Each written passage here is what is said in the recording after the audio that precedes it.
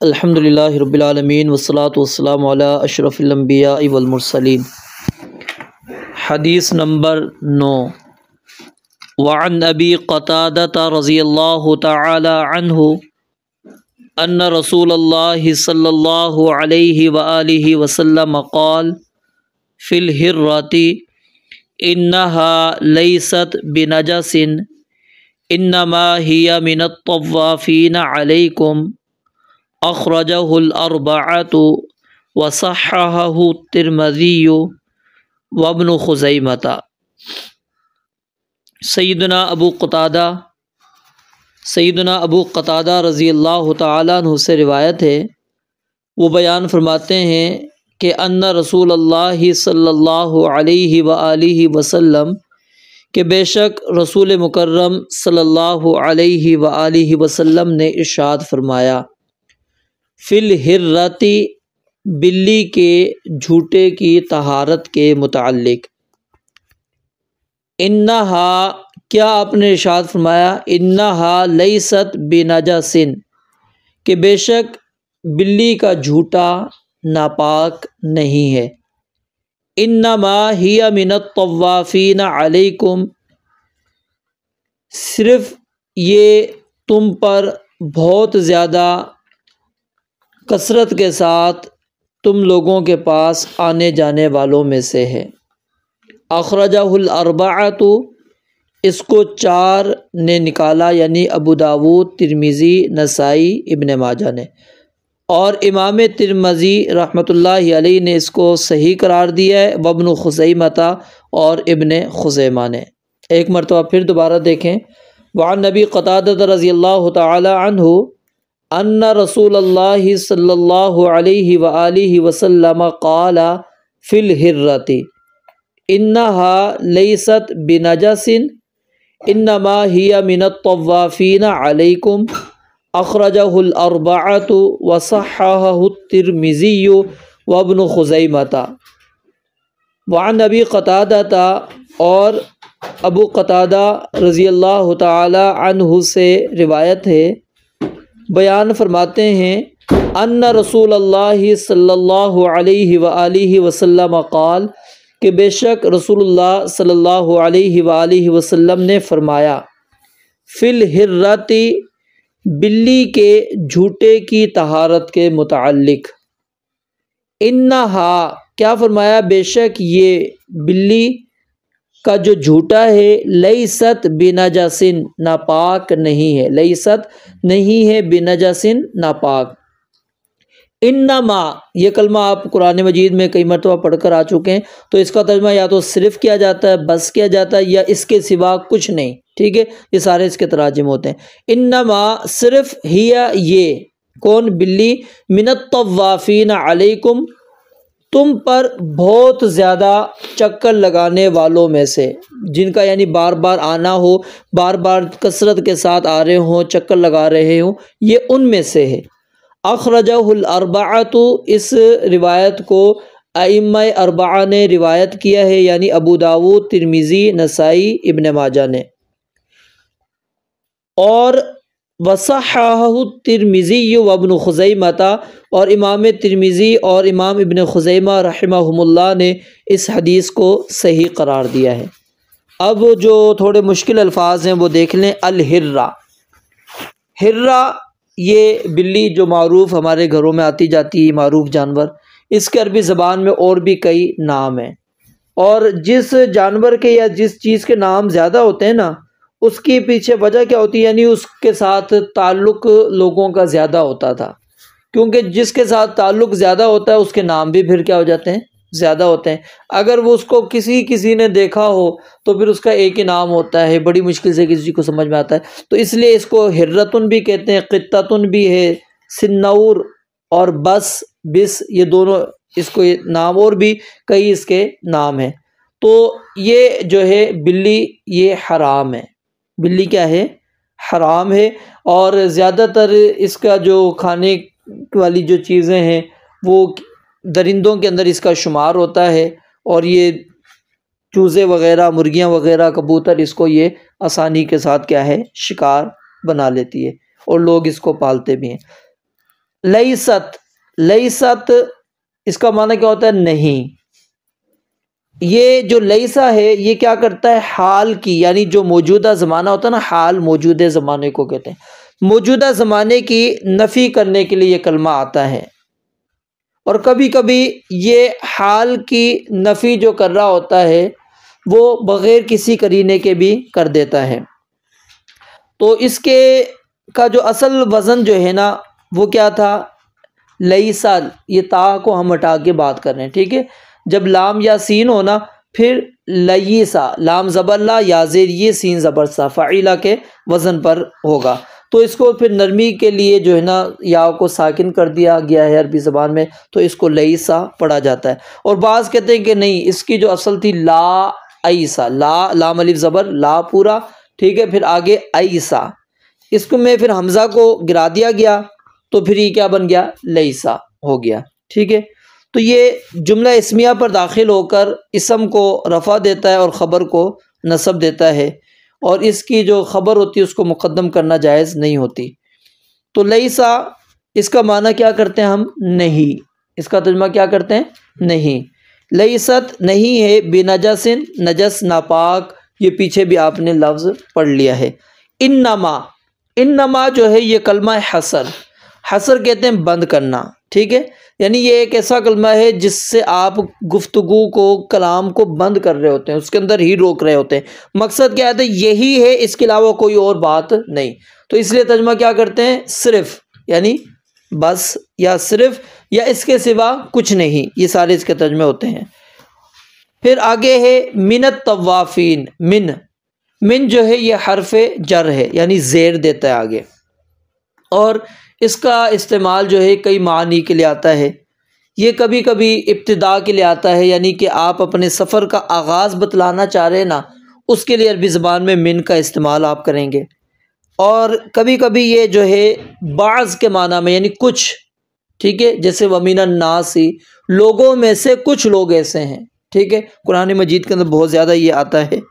پھر کبھی کبھی یہ بیان، تفسیر کے لیے آتا ہے، وضاحت کرنے کے لیے آتا ہے، یعنی جو مبہم لفظ ہے نا اس کی آگے وضاحت کرنے کے لیے یہ من آتا ہے۔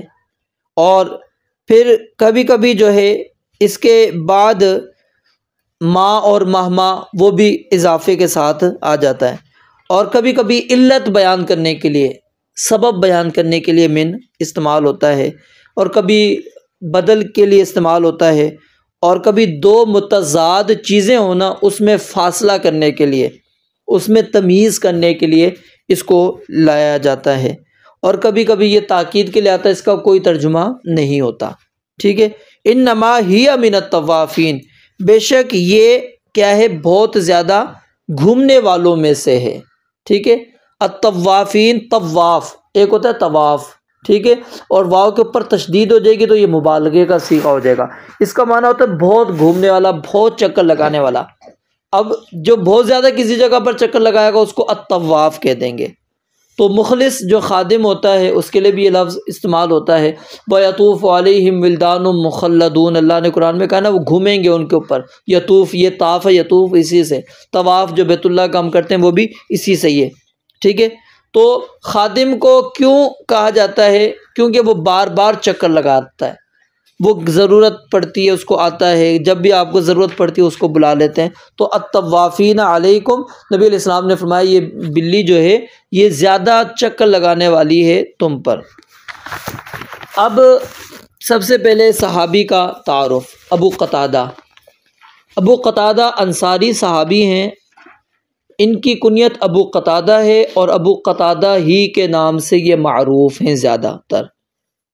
اصل نام ان کا کیا ہے؟ حارث، حارث بن ربعی، را با عین یا، ربعی، اور یہ بڑے معروف اور مشہور صحابی ہیں۔ ان کو رسول اللہ صلی اللہ علیہ وآلہ وسلم کا شاہ سوار بھی کہا جاتا ہے، فارس رسول اللہ صلی اللہ علیہ وسلم کے، نبی علیہ الصلوۃ والسلام کے شاہ سوار تھے ابو قتادہ رضی اللہ تعالیٰ عنہ۔ بہت ساری جنگوں کے اندر یہ شریک ہوئے۔ ان کی وفات کے اندر علماء کا اختلاف ہے کہ کب یہ فوت ہوئے تھے، لیکن زیادہ جو مشہور قول ہے وہ 54 ہجری ہے، 54 ہجری مشہور ہے کہ اس میں ان کی وفات ہوئی، اور جو ان سے روایات ہے اس کی تعداد 170 روایات ہیں جو ان سے منقول ہیں۔ پیدائش کا نیلم، اچھا جی، سبب حدیث۔ اب یہ جو بات ہم نے پڑھی ہے نا، اس کے پیچھے ایک واقعہ بھی موجود ہے، اس کے پیچھے ایک واقعہ بھی موجود ہے۔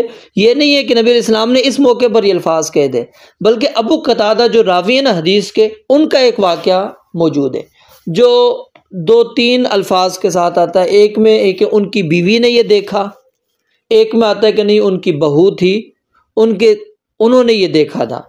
ان کا وضو کا پانی موجود تھا ابو قتادہ رضی اللہ تعالیٰ عنہ کا، تو وضو کے لیے انہوں نے پانی رکھا ہوا تھا، بلی آئی اور اس نے پانی پینا چاہا۔ اب یہ وضو کرنے چلے گئے، بلی کو پانی پینے میں تھوڑی دشواری ہو رہی تھی، انہوں نے تھوڑا برتن کو اور جھکا دیا تاکہ بلی آسانی کے ساتھ پانی پی لے۔ اب جب بلی نے پانی پیا تو اب اس سے وضو کرنے لگے۔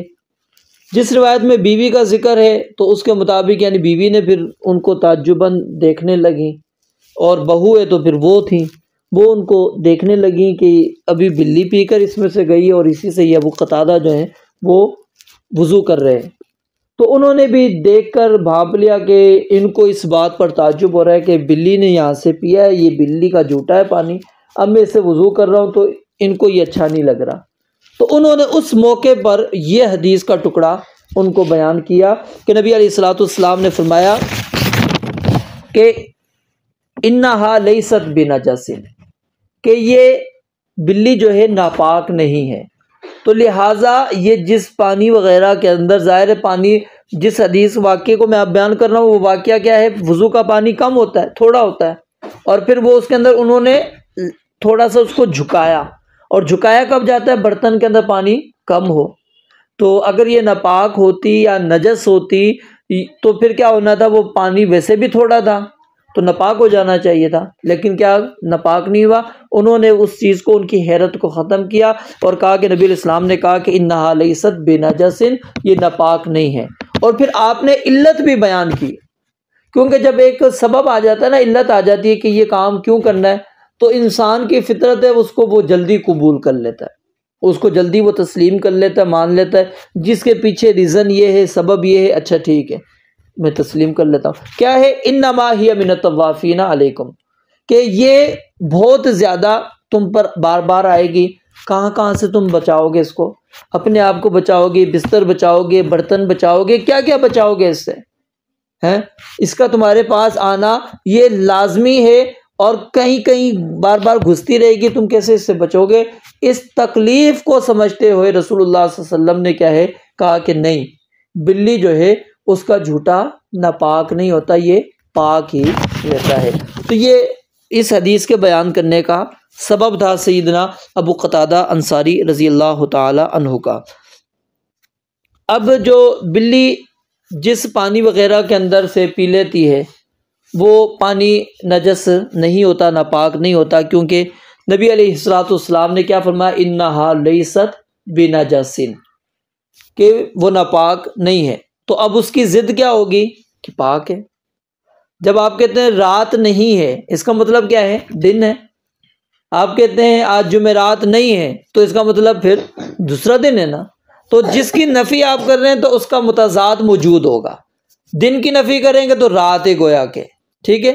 آپ کہتے ہیں سورج نہیں نکلا ہوا، تو اس کا متضاد ہونا ہے۔ تو اسی طرح جب نبی علیہ السلام نے کہا کہ وہ ناپاک نہیں ہے، تو اس کا متضاد کیا ہے کہ وہ پاک ہے۔ پھر تو نبی علیہ السلام نے اس کو طاہر قرار دیا ہے، اور آپ نے اس کو ناپاک قرار نہیں دیا۔ اس لیے نبی علیہ الصلوۃ والسلام کی اس حدیث کے اس الفاظ کی بنیاد پر اگر کہیں پر بھی بلی منہ مار لیتی ہے، وہ چاہے پانی ہے، کھانے پینے کی چیزیں، کوئی بھی ناپاک نجس نہیں ہوتی، اس کو آپ استعمال کر سکتے ہیں، کھا سکتے ہیں، پی سکتے ہیں، طہارت آپ اس سے حاصل کر سکتے ہیں۔ اور خود پھر نبی علیہ السلام نے اس کی علت بھی بیان فرما دی۔ اب ایک اور پھر سوال یہاں پر آتا ہے، کیا یہ بلی کا صرف لعاب، جیسے کہ کتے کے بارے میں ہم نے پڑھا تھا کہ کتے کا صرف کیا ہے لعاب، نبی علیہ السلام نے وہ کیا ہے نجس قرار دیا ہے، ٹھیک ہے، اس کے جہاں پر وہ لعاب مارے گا اس کو دھونے کا حکم ہے، باقی اگر وہ ٹچ ہو جائے تو اس طرح 7 مرتبہ دھونے کا حکم نہیں ہے۔ تو کیا بلی کا بھی اسی طرح منہ کے بارے میں تو آ گیا نا کہ اگر وہ کسی چیز میں منہ وغیرہ مار لیتی ہے تو وہ تو نجس نہیں ہوتا، اگر ویسے وہ جسم کے ساتھ لگ جائے یا کسی جگہ پر لگ جائے اس کا جسم، تو کیا وہ ناپاک ہو جائے گا، نجس ہو جائے گا؟ نہیں۔ تو بلی کے جو تمام اعضاء جو ہیں اور اس کا بدن پاک ہے۔ یہ شیخ عبداللہ بسام رحمہ اللہ تھے، انہوں نے یہ بات بیان کی۔ اور امام ابن عبد البر بیان کرتے ہیں کہ اس حدیث کے اندر یہ دلیل موجود ہے کہ جس چیز کا رکھنا حلال ہے نا، کہ آپ جس چیز کو پال سکتے ہیں، رکھنا حلال ہے، اس کے جھوٹا بھی نبی علیہ الصلوۃ والسلام نے پاک رکھا ہے۔ اور اس کی علت کیا ہے، سبب کیا ہے؟ کیونکہ آپ اس سے بچ نہیں سکتے، ٹھیک ہے۔ اب بکری ہے، معقول اللحم میں کھایا جاتی ہے، اب اس کا پیشاب نبی علیہ الصلوۃ والسلام نے کیا ہے وہ نجس قرار نہیں دیا، ٹھیک ہے۔ باڑے کے اندر نبی علیہ السلام نے نماز پڑھ لی، آگے حدیثیں آئیں گی، آپ پڑھیں گے۔ تو اب کیا ہے کہ وہ آپ کی ایک ضرورت بن چکی ہے، آپ پال رہے ہیں اس کو، اب کہاں تک اس سے آپ بچیں گے؟ نہیں بچ پائیں گے۔ تو اس لیے کیا ہے، یہ نبی علیہ الصلوۃ والسلام نے ایک آسانی کر دی امت کے اوپر۔ پھر یہاں پر ایک اور سوال پیدا ہوتا ہے، جیسا کہ میں نے آپ کو بتایا کہ بلی جو ہے یہ حرام ہے۔ کیا ہے؟ حرام ہے۔ حرام کی وجہ کیا ہے؟ ایک تو نبی علیہ الصلوۃ والسلام نے منع فرمایا اس کی قیمت کھانے سے، یعنی اس کو بیچنا جائز نہیں ہے کہ بندہ بیچ کر اس کی قیمت کھاتا ہے، اور جس چیز کی قیمت کھانے کو نبی علیہ الصلوۃ والسلام منع کر دیں وہ چیز کیا ہوتی ہے؟ حرام ہو جاتی ہے، اس کو حرام قرار دیا جاتا ہے، ٹھیک ہے۔ تو دوسری صفت اس کے اندر کیا ہے؟ یہ درندہ ہے۔ کل ذی ناب من السباع، نبی علیہ السلام نے فرمایا ہر وہ درندہ جو کچلی والا ہے وہ کیا ہے؟ حرام ہے۔ تو یہ کیا ہے؟ کچلی والا جانور ہے، درندوں میں اس کا شمار ہوتا ہے، تو یہ حرام ہے۔ تو جب درندہ قسم کا یہ جانور ہے تو پھر اس کا جھوٹا کیسے پاک ہو گیا؟ سوال آتا ہے نا ذہن میں کہ جب یہ درندہ قسم کا جانور ہے تو پھر اس کا جھوٹا کیسے پاک ہو سکتا ہے؟ ہم یہی کہیں گے کہ نبی علیہ الصلوۃ والسلام نے اس کی علت اور سبب بیان کر دیا کہ یہ بہت زیادہ تمہارے پاس آتی ہے، تم اس سے بچ نہیں سکتے، لہٰذا اس کو آپ علیہ الصلوۃ والسلام نے نجس قرار نہیں دیا۔ پھر ایک اور بات ہے، ایک روایت آتی ہے جامع ترمذی کے اندر، جامع ترمذی کے اندر اس میں کیا ہے کہ نبی علیہ السلام نے فرمایا کہ اذا ولغت، بلکہ یہ سیدنا ابو ہریرہ کا قول ہے، نبی علیہ السلام کا نہیں ہے، کہ اذا ولغت الحرۃ غسل مرۃ، کہ جب بلی کسی برتن میں منہ ڈال دے گی جس طرح کہ کتا منہ ڈالتا تھا، تو اس کو سیدنا ابو ہریرہ کہتے ہیں کہ 1 مرتبہ دھویا جائے گا۔ تو کہتے ہیں اس فتوے سے تو ظاہر یہی ہوتا ہے کہ وہ کیا ہے؟ نجس ہے، کیونکہ سیدنا ابو ہریرہ نے یہ فتویٰ دیا ہے۔ تو ہم اس کا جواب یہی دیں گے کہ نبی علیہ الصلوۃ والسلام کا یہ فرمان نہیں، بلکہ یہ کس کا فرمان ہے؟ ابو ہریرہ کا ہے، اور ابو ہریرہ کا فرمان حدیث کی موجودگی میں تسلیم نہیں کیا جائے گا۔ جب نبی علیہ السلام کا واضح فرمان موجود ہے ہمارے سامنے تو ہم نے سیدنا ابو ہریرہ کی اس بات کو تسلیم نہیں کرنا۔ اب اس حدیث سے جو مسائل ہوتے ہیں حاصل وہ آپ کے سامنے رکھ دیتا ہوں اختصار سے، اور ایک قانون بھی آپ کے سامنے رکھوں گا کہ اگر کسی کام پر کسی کو آپ محسوس کرتے ہیں کہ حیرت ہو رہی ہے، کسی بندے کو حیرت ہو رہی ہے کہ اس نے آپ کو دیکھا، آپ یہ کام کر رہے ہیں، وہ عجیب نگاہوں سے آپ کو دیکھ رہا ہے، تو آپ کو چاہیے کہ پھر اس کی وضاحت پیش کر دیں۔ جیسا کہ یہاں پر سیدنا ابو قتادہ رضی اللہ تعالیٰ نے دیکھا کہ وہ تعجب کر رہی ہیں کہ یہ کس طرح آپ اس پانی سے وضو کر رہے ہیں، تو انہوں نے اس تعجب کو دور کیا، اور دلیل کے ساتھ کرنا ہے۔ جب آپ حیرت کسی کی دور کریں گے تو کس سے کرنی چاہیے؟ دلیل کے ساتھ، کیونکہ ظاہر ہے جب آپ کو بندہ کوئی دیکھ رہا ہے نا، آپ کے اوپر حیرت والی نگاہوں سے دیکھ رہا ہے، اس کی وجہ ہے کہ وہ اس عمل کے خلاف آپ کو دیکھ رہا ہے جو اس کے ذہنوں کے اندر موجود ہے، یا جو وہ کرتا آ رہا ہے اس کے بالکل برعکس اس نے آپ کو دیکھا ہے۔ لہٰذا اب آپ کے اوپر لازم ہے اس کی حیرت کو بھی آپ دور کریں اور دلیل کے ساتھ دور کریں، تاکہ اس کو اطمینان ہو جائے کہ ہاں جو میرے ذہن میں یہ حیرت آ رہی تھی یہ اس وجہ سے کہ یہاں پر یہ دلیل موجود ہے، اس وجہ سے یہ کام جائز ہے، میں غلطی کے اوپر موجود ہوں۔ اور دوسرا اس حدیث سے یہ مسئلہ نکلتا ہے کہ بلی کا جو جھوٹا ہے وہ نجس نہیں ہے، چاہے وہ مقدار کے اندر کم ہو یا زیادہ ہو، کوئی بھی صورت ہے جھوٹا اس کا نجس نہیں ہے۔ نبی علیہ السلام نے لیست بنجس قرار دے دیا۔ اور پھر اسی طرح جو حرام جانور ہوتے ہیں نا، ان میں اصل یہی ہوتا ہے کہ ان کا جھوٹا بھی نجس ہو جاتا ہے، حرام جانور کا جھوٹا بھی کیا ہو جاتا ہے؟ نجس ہوتا ہے۔ لیکن یہاں پر کیونکہ دلیل آ گئی ہے بلی کے متعلق، تو ہم کہیں گے بلی کا جھوٹا اگرچہ حرام جانور ہے، کھا نہیں ہم اس کو سکتے، لیکن اس کے جھوٹے کو نبی علیہ الصلوۃ والسلام نے نجس قرار نہیں دیا، اور اس کی علت بھی خود نبی علیہ السلام نے انما ہی من الطوافین علیکم بیان کر دی۔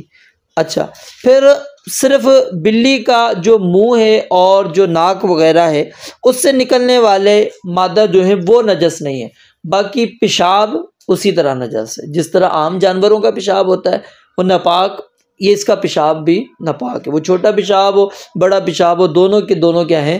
نجس ہی رہیں گے، ناپاک ہی رہیں گے۔ اور حدیث کے اندر جو حکم ہے نا، یہ حکم عام ہے، یہ حکم کیا ہے؟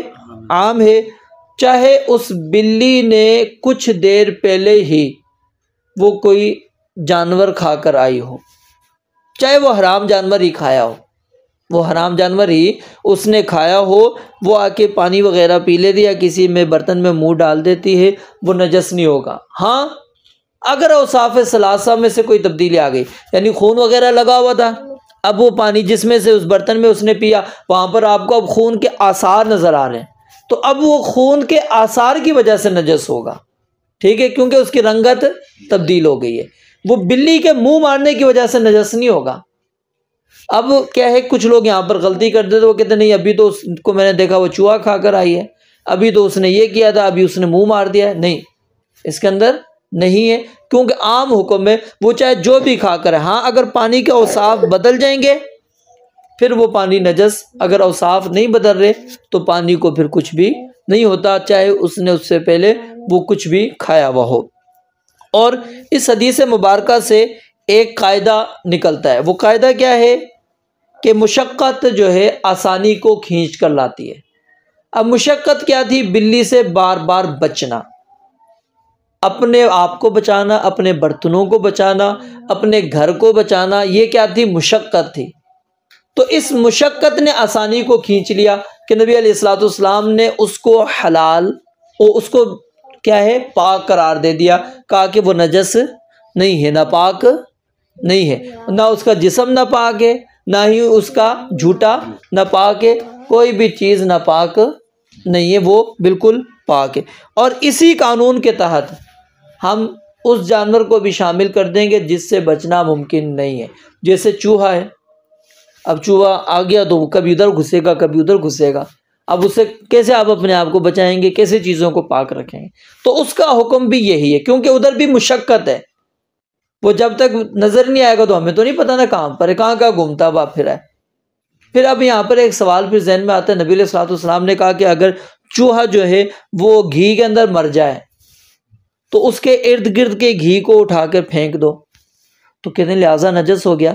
بات یہ نہیں کہ وہ کیونکہ وہ مرا تھا، جب مر جائے گی بلی بھی تو اس کا بھی حکم کیا ہو جائے گا؟ نجس ہو جائے گا، کیونکہ مرنے کے بعد حکم تبدیل ہے۔ یہاں پر چوہا مر گیا ہے، وہ حکم نبی علیہ السلام نے دیا ہے، یہ نہیں نبی علیہ السلام نے کہا کہ وہ مطلق گھوم کے چلا جائے تو وہ چیزیں نجس ہو جاتی، نہیں، آپ کو تو پتہ بھی نہیں پڑے گا چوہا کہاں کہاں سے گھوم کے چلا گیا، پھر کس طرح آپ پاک کر کے رکھیں گے؟ تو یہ کیا ہے؟ مشقت ہے، تکلیف ہے، اس نے آسانی کو کھینچ کر لے کر آ گئی ہے کہ اب اس میں کوئی حرج نہیں۔ اسی طرح جو ہم اب تو یعنی کہ گدھوں پر سوار نہیں ہوتے، سواریاں ہمارے پاس موجود ہے، ٹھیک ہے، اس دور کے اندر کیا تھا؟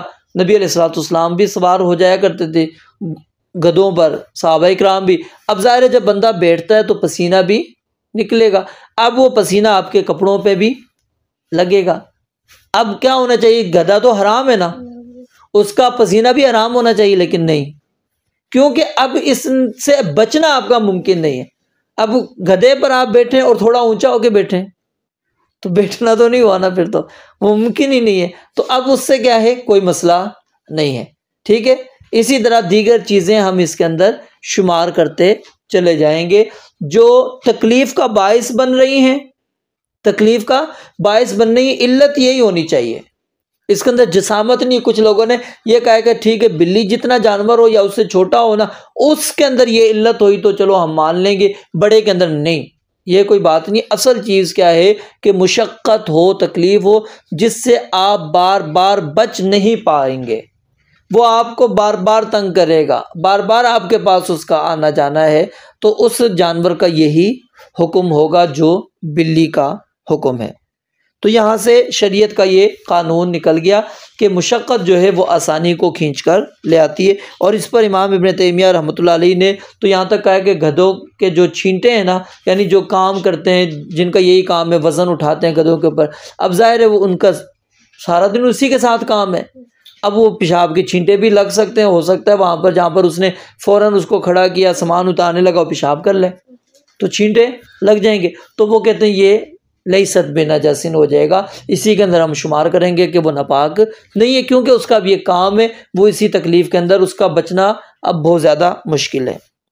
اور اسی طرح یہاں پر دیکھیں اللہ کے نبی علیہ الصلوۃ والسلام کی ہم پر رحمت کتنی ہے کہ اللہ کے نبی علیہ الصلوۃ والسلام نے ہمارے لیے آسانی کر دی. ان الدین یسر، دین آسان ہے.